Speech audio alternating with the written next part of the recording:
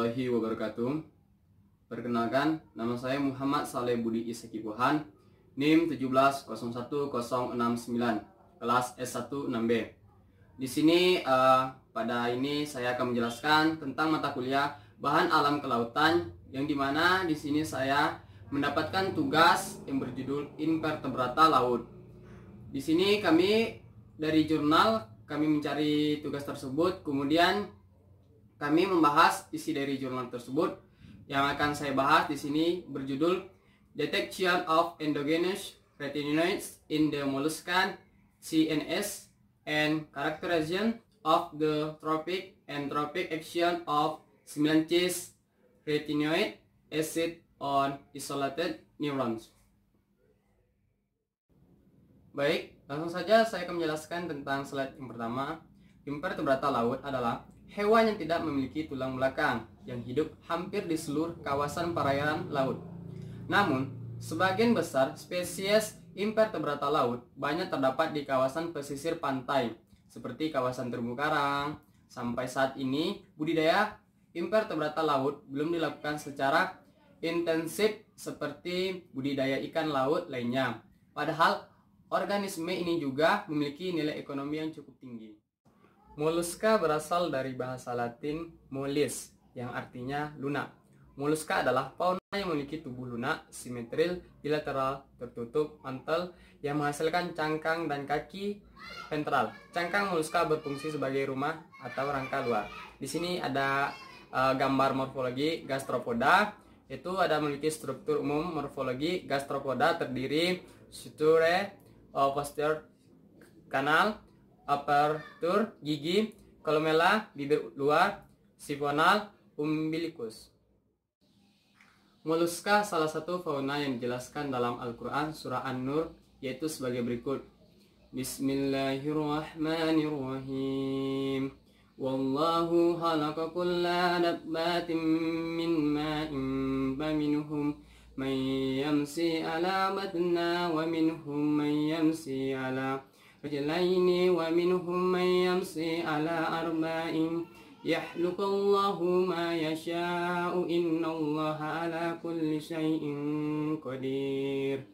Dan Allah telah menciptakan semua jenis hewan dari air. Maka sebagian dari hewan itu ada yang berjalan di atas perutnya, dan sebagian berjalan dengan 2 kaki, sedang sebagian berjalan dengan 4 kaki. Allah menciptakan apa yang dikehendakinya. Sesungguhnya Allah Maha Kuasa atas segala sesuatu. Quran Surah An-Nur ayat 45. Ini ada abstraknya, abstrak retinoid.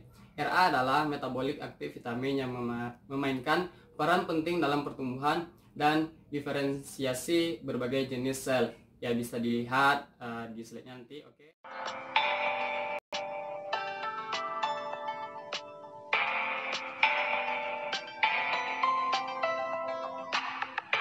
Scientific Classification, Kerajaan Animalia, Divisi Molluska, Kelas Gastropoda, Keluarga Super Limnaeidae, Keluarga Limnaeidae, Subfamili Limnaeinae, Marga Limnae, Jenis L. stagnalis.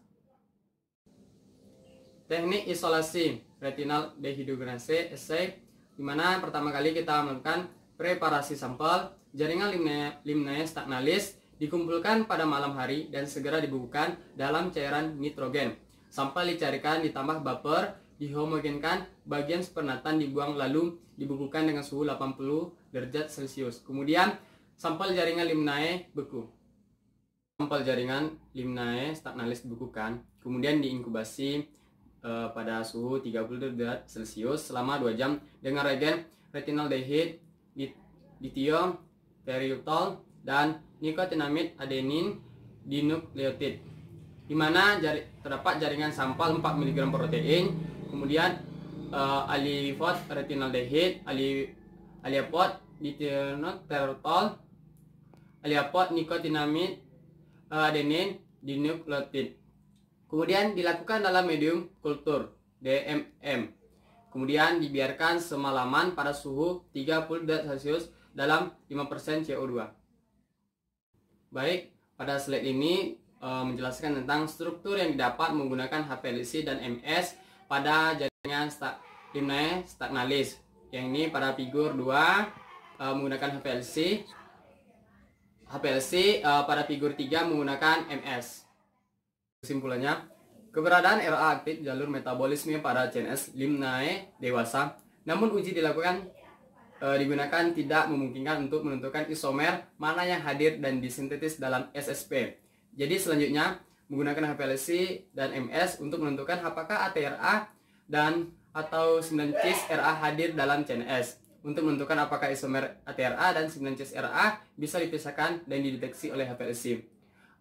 Mungkin sekian dari hasil presentasi saya. Jika ada kekurangan ataupun kesalahan dari saya sendiri, saya minta maaf kepada semuanya.